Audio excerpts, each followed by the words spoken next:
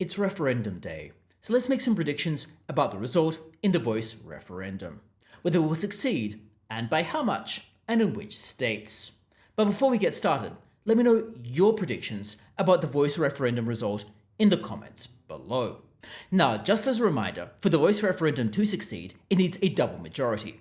It needs to get both a majority of voters to agree to it, and it needs to get majority support in a majority of states, so in 4 of the 6 states, meaning it has a rather difficult task to ultimately succeed. Let's start off by looking at the overall result. Will the voice referendum get more than 50% support? Well, to my mind, it probably won't, and this is based on the preponderance of polls. All recent polls suggest that the voice ultimately won't succeed. It has support somewhere in the 30 to 40% area. However, the exact result differs across polls, and there's been some fluctuation across time.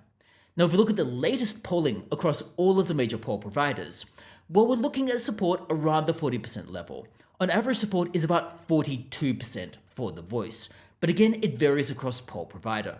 The most recent poll is from Newspoll, which showed a slight uptick in support at 37% versus 34% in the prior Newspoll.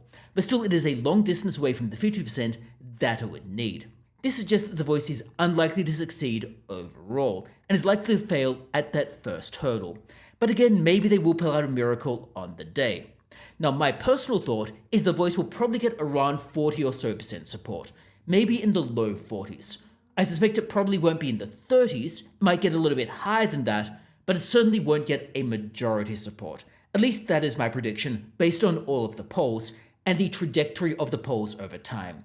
Because this has been consistent across multiple polls, across multiple poll readings, and the support has been generally trending down, although it did ultimately bottom out. Let's now look at it across state, because for the voice to succeed, it needs to get majority support in a majority of states. And here I suspect the voice might get support in maybe 2 of the 6 states. Now, if we're looking across the polling providers, there are some mixed results. In New South Wales, most polling providers suggest the electorate is leaning toward voting no.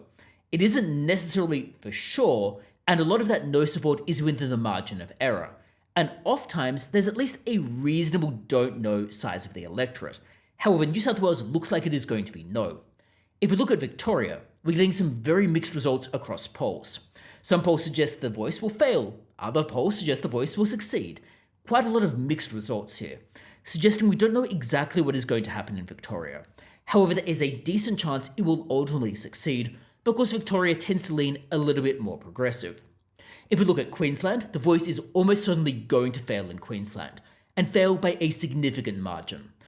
Most polls suggest that support in Queensland is trending around the low 30s area, suggesting that even if the voice gets across the line in 3 states, for example, well, it will fail by so much in Queensland as to offset any support in the other states.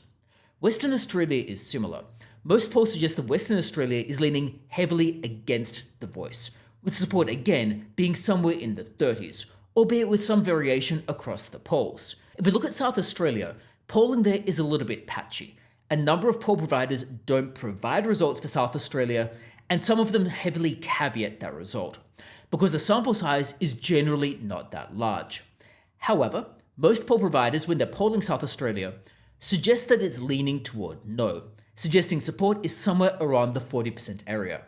If you look at Tasmania, well, here the polling is rather patchy, because the sample sizes in all of these polls are so small, it is very difficult to draw solid conclusions, and many pollsters often don't even report results for Tasmania. However, we're seeing some quite mixed results. For example, Newspoll suggests Tasmania is leaning no, and Roy Morgan similarly. However, Resolve Strategic suggests that Tasmania is leaning toward yes. We're seeing some mixed results across time as well, suggesting we can't draw solid conclusions about Tasmania, but there is a chance it will lean toward going to the yes camp. Overall, this suggests that at best, the voice will get support in 2 of the 6 states. And even then, with those 2 states, it is shaky and is not in any way guaranteed. I wouldn't be placing any money on the number of states that the voice ultimately gets, unless the odds were really skewed so as to become an arbitrage. Because in essence, it's not clear whether or not Victoria or Tasmania will lean for or against the voice, given the nature of the polling and perhaps the haphazard results we've seen over time. But the conclusion we can draw here is that it is very unlikely the voice will get support in 4 of the 6 states, as would be required. We can also draw some other conclusions by looking at this across demographic. Now, to be clear here, when we're looking at the voice results and whether the voice ultimately succeeds, it doesn't matter if it succeeds or fails along party lines. It doesn't matter whether it succeeds or fails across demographics, so age or gender or anything else. All that matters is whether it gets majority support overall and support in a majority of states. However, support across parties is somewhat illustrative and at least interesting. The results here suggest that coalition voters are leaning heavily against the voice, and it is going to overwhelmingly fail with coalition voters. Reportedly, over 80% of coalition voters intend to vote no at the referendum. If you look at Labour voters, well, again here the voice has mixed support.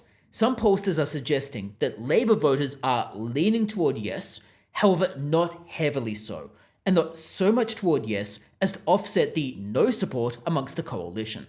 This suggests with Labour voters, it might have support around the low 50% area, at least according to most of the polls. Greens voters overwhelmingly support the voice, with more than 70% of Greens supporters intending to vote yes. If we're looking at voters across other parties and other sectors, well, here it's generally leaning toward no, because oftentimes in the other category, there's grouped in parties like One Nation and the like. So overall, therefore, we're seeing significant splits across party lines. If we look at it across demographic, again, this changes a little bit over time and across pollster.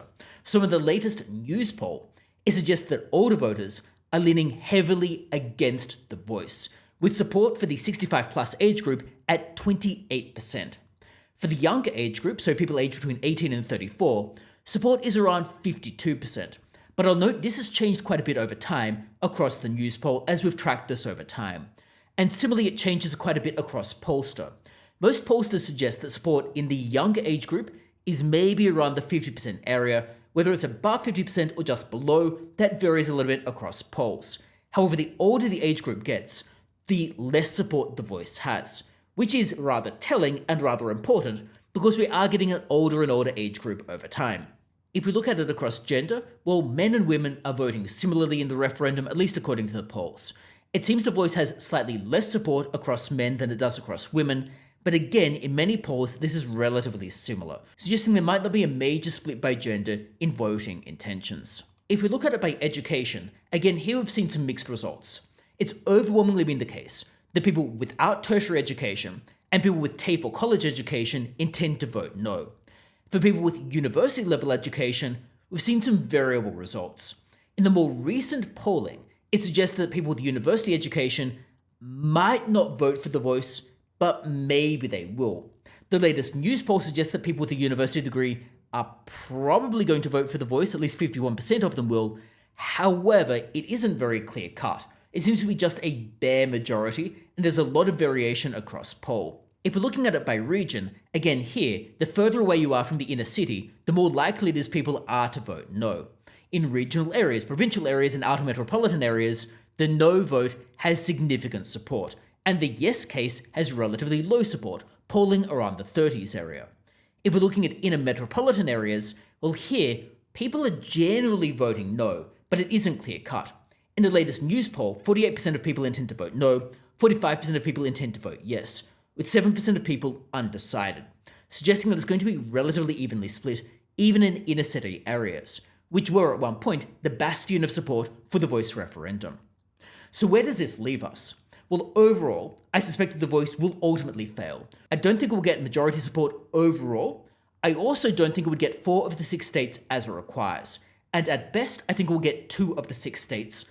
And even then, that remains uncertain. But of course, at the moment, we don't have the results. And things could change over time. Maybe the voice will get a miraculous turnaround, but it appears to be rather unlikely at this stage. Now, if you've got any thoughts about what you think is going to happen with the ultimate result, well, do let me know that in the comments below. And otherwise, thanks a lot for tuning in. If you haven't voted, don't forget to do so, because if you don't vote, you can't complain about the result.